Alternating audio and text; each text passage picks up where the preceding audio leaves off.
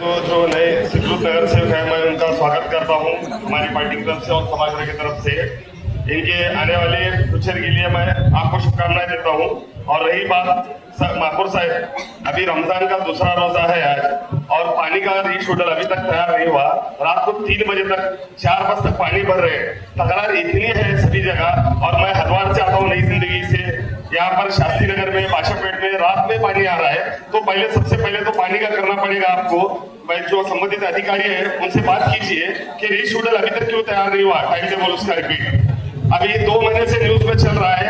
आयुक्त साहब ने भी कहा था कि 12 बजे से पहले पाणी खत्म होगा। पाण्यावर आपण विशेष या ठिकाणी बैठक बोलवलेली आहे। मी माझं पण देखील सांगितलेलं आहे।